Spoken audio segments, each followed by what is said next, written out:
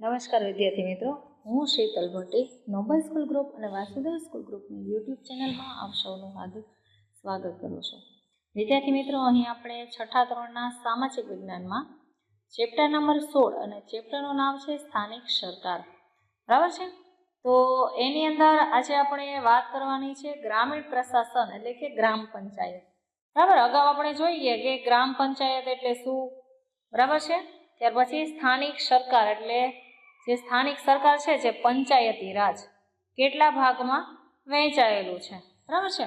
તો હવે આપણે જે આપણું પંચાયતી રાજ છે, સ્થાનિક સરકાર છે, એનું જે પાયાનું એકમ એટલે કે ગ્રામ પંચાયત, બરાબર. ગ્રામીણ શાસનની અંદર ગ્રામ પંચાયત. તો ગ્રામ પંચાયતની રચના કેવી રીતે થાય છે, ક્યાં ગ્રામ પંચાયત હોય, બરાબર.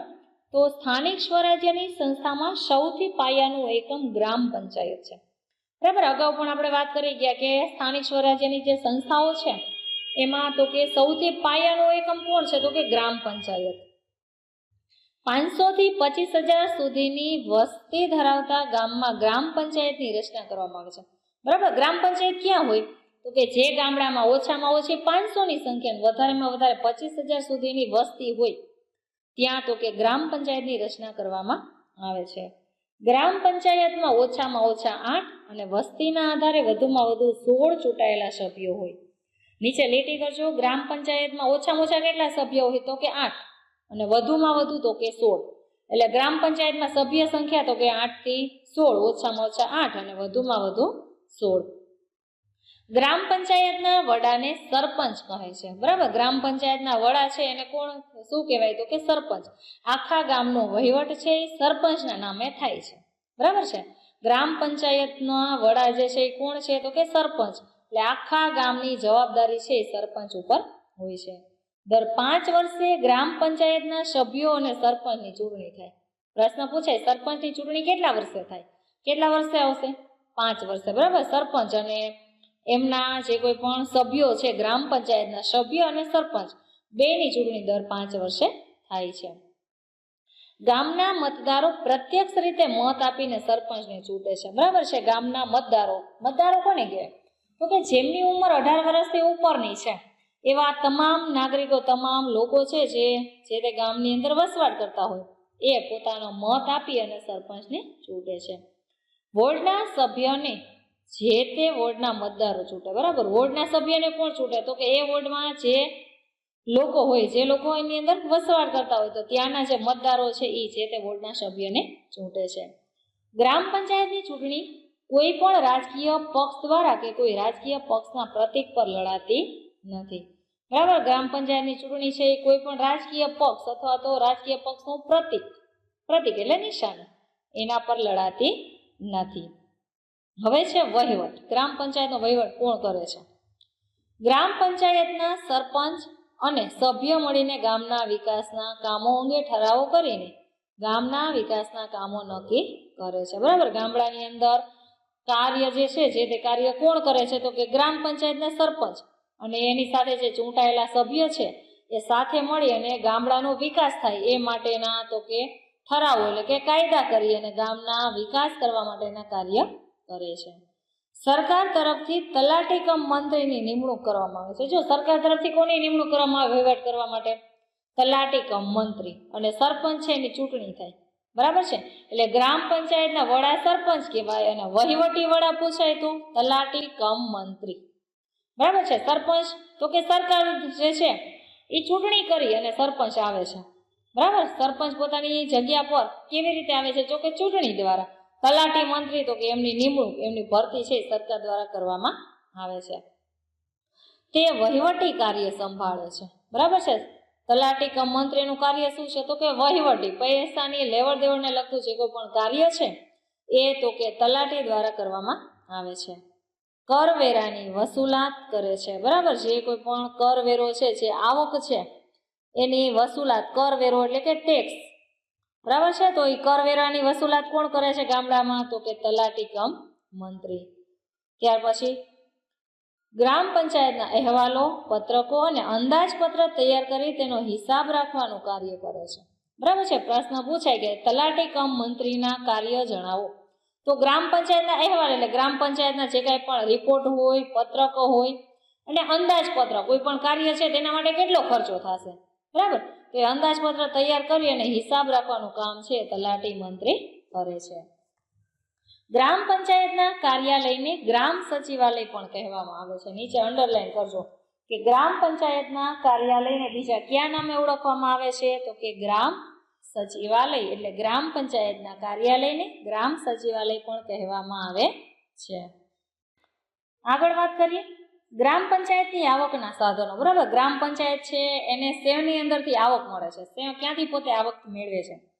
તો ગ્રામ પંચાયતની આવકના સાધનો પાણી વેરો, સફાઈ વેરો, મિલકત વેરો, દુકાન વેરો, બરાબર છે? ગામડામાં જે પાણી આવતું હોય તો એ પાણી ઉપરનો જે વેરો કર આવે, સફાઈ વેરો, ગામ જે સ્વચ્છ રાખવામાં આવતું હોય તો એ સફાઈ વેરો લે. પછી મિલકત વેરો, આપણી ઘરે આપણે જે મિલકત વેરો આવે છે, બરાબર છે? ત્યાર પછી દુકાન વેરો, કોઈ પણ દુકાન હોય તો એ દુકાનો પર ટેક્સ કે કર નાખવામાં આવે છે. રાજ્ય સરકાર અને કેન્દ્ર સરકાર તરફથી મળતું અનુદાન, બરાબર? અમુક ગ્રાન્ટ છે એ ગામડાને કોણ આપે છે? તો કે રાજ્ય સરકાર આપે અને કેન્દ્ર સરકાર, બરાબર છે? એટલે ગ્રામ પંચાયતની આવકના સાધનો તો કે પેલું છે પાણી વેરો, સફાઈ વેરો, મિલકત વેરો અને દુકાન વેરો, એમાંથી આવક મેળવે. બીજું તો કે રાજ્ય સરકાર અને કેન્દ્ર સરકાર છે એના તરફથી જે કંઈ પણ ગ્રાન્ટ મળે છે, જે કંઈ પણ દાન મળે છે, બરાબર, એમાંથી તો કે તે કાર્ય કરે છે, બરાબર છે? એટલે ગ્રામ પંચાયતની આવકના સાધનો. ત્યાંથી આગળ વાત કરીએ ગ્રામ પંચાયતના કાર્યો, બરાબર? ગ્રામ પંચાયત છે એ શું કાર્ય કરે છે? તો કે ઘર નંબર આપવા.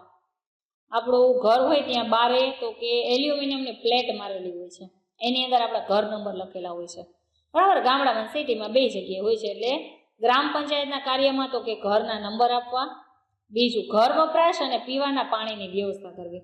ગામડું છે તો એમાં ઘરે વાપરવા માટે અને પીવા માટેનું પાણી છે એની વ્યવસ્થા તો કે ગ્રામ પંચાયત કરે છે. ગામના રોડ રસ્તા બનાવવા, બરાબર? ગામડું છે એના રોડ રસ્તા, ગામના રોડ રસ્તા બનાવવાનું કામ તો કે ગ્રામ પંચાયત કરે છે.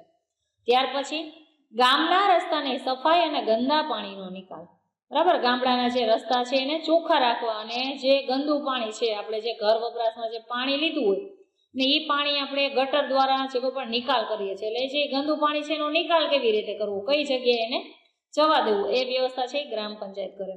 જાહેર મિલકતની જાળવણી, જાહેર એટલે જે મિલકતનો બધા લોકો ઉપયોગ કરતા હોય, બરાબર છે? તો એવી જાહેર મિલકત છે એની જાળવણી કરવી એટલે કે સાચવી રાખવી. ગામમાં આરોગ્ય વિષયક જાળવણી, બરાબર? ગામડાની અંદર તો કે આરોગ્ય કેન્દ્ર છે એ ઊભા કરવા, એટલે આરોગ્ય વિષયક જે કોઈ પણ બાબતો છે એની માહિતી મેળવવી, એની જાળવણી કરવી. એના પછી ગામમાં દીવાબત્તી એટલે કે લાઇટની વ્યવસ્થા, બરાબર? ગામડામાં આપણે જે થાંભલે લાઇટ બળતી હોય છે એટલે દીવાબત્તી એટલે કે લાઇટની વ્યવસ્થા કરવી. ગામમાં પ્રાથમિક શિક્ષણ સહિત શિક્ષણ સુવિધા જાગૃતિનો ફેલાવો, બરાબર? ગામડાની અંદર તો કે પ્રાથમિક શિક્ષણ આપવું, ત્યાર પછી તો કે જે શિક્ષણ માટેની જે કાંઈ પણ સુવિધાઓ જે સરકાર દ્વારા સુવિધાઓ મળે છે એ સુવિધાઓ લોકો સુધી પૂરી પાડવી, એટલે કે જાગૃતિ કરવી અને લોકો સુધી એનો ફેલાવો કરવો. ત્યાંથી આગળ ગ્રામ વિકાસનું આયોજન કરવું, બરાબર? ગામડો છે જે તે ગામ છે એનો વિકાસ થાય એ માટે થઈ એનું આયોજન કરવું. ગામના ખેતરોના પાકની સંભાળ અને ગૌચરની જાળવણી, બરાબર? ગામડાની અંદર જે ખેતરોનો પાક છે એની સંભાળ રાખવી અને ગૌચર એટલે તો કે ગાયોની જે કોઈ પણ એને નિરણ એ માટે થઈ અને ગૌશાળા હોય ગામની અંદર, બરાબર? એટલે ગૌચર, ગાયોને જે નિરણ માટે જે ચારો જોઈએ એની જાળવણી કરવી. ત્યાર પછી જમીન દફતરની જાળવણી, બરાબર? જે કોઈ પણ જમીન છે જે ઓફિસ માટે અથવા તો દફતર એટલે કે ઓફિસ બનાવવા માટેની જે કોઈ પણ જમીનો છે ત્યાં સરકારી જમીન પડી છે એની જાળવણી કરવી. ત્યાર પછી જન્મ મરણનું રજિસ્ટર નિભાવવું, બરાબર? આપણે અહીંયા શહેરની અંદર તો કે નગરપાલિકા, મહાનગરપાલિકાની અંદર જન્મ અથવા મરણનું સર્ટિફિકેટ આપણને મળે, અહીંયા આપણે રજિસ્ટ્રેશન કરાવવું પડે. ગામડાની અંદર તો કે ગ્રામ પંચાયતની અંદર જન્મ મરણનું જે રજિસ્ટર છે, બરાબર છે, એ નિભાવવું. તો આ જે કોઈ પણ કાર્ય છે એ કોના હતા? તો કે ગ્રામ પંચાયતના. તમને પ્રશ્ન પૂછાય કે ગ્રામ પંચાયતના કાર્યો જણાવો, આની અંદર આપેલા છે બધા કાર્ય તમારા પોઈન્ટ વાઇઝ લખવાના રહેશે. આગળ વાત કરીએ ગ્રામ સભા. સામાન્ય ભાષામાં કહીએ તો ગ્રામ સભા એટલે ગામના લોકોને ભેગા કરવા, બરાબર? ગ્રામ સભા એટલે શું? તો કે સામાન્ય એટલે સરળ ભાષાની અંદર આપણે કહીએ તો ગ્રામ સભા એટલે તો કે ગામના જે લોકો છે એને તો કે કોઈ એક જગ્યાએ ભેગા કરવા.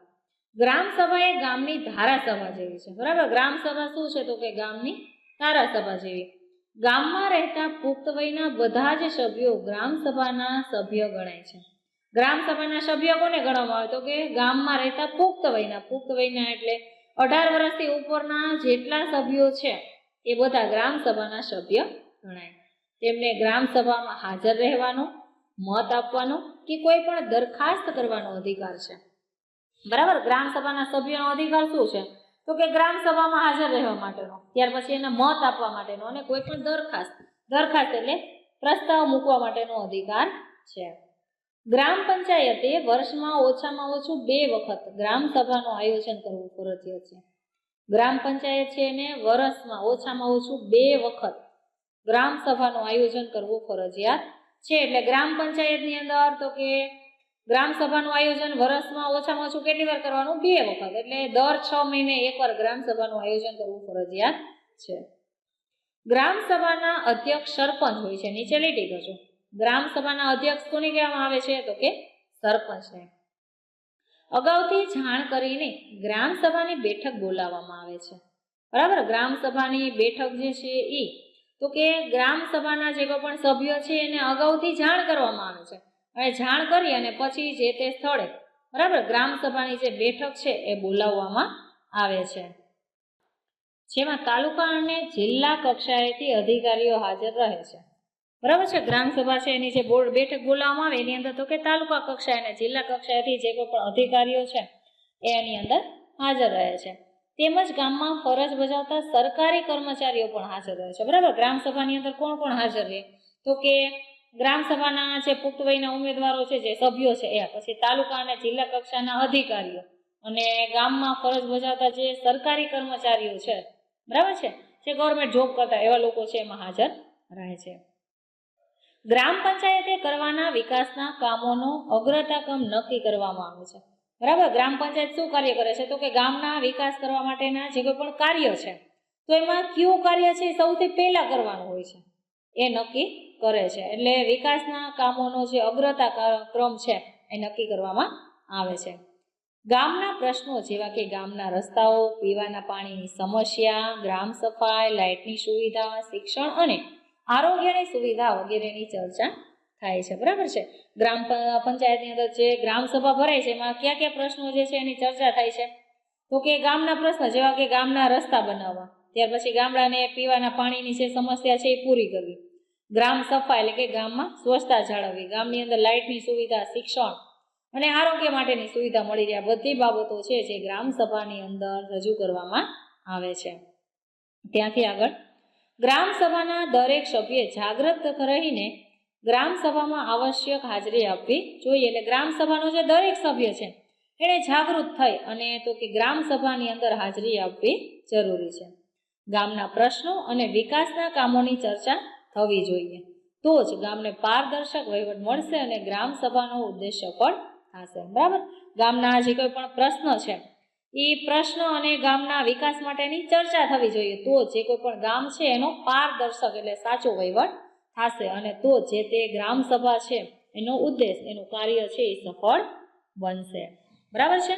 તો આજે આપણે અહીંયા સુધી રાખવાનું છે. હવે તમને અહીંથી પ્રશ્ન લખાવું છું, એ તમારે લખવાના છે કે ગ્રામ પંચાયતની રચના જણાવો. એટલે ગ્રામ પંચાયતની રચના કેવી રીતે થાય છે, બરાબર. મોટા પ્રશ્ન છે આ. ત્યાર પછીનો પ્રશ્ન, ગ્રામ પંચાયતનો વહીવટ જણાવો. તલાટી મંત્રીના કાર્યો જણાવો. એના પછીનો પ્રશ્ન, ગ્રામ પંચાયતની આવકના સાધનો જણાવો.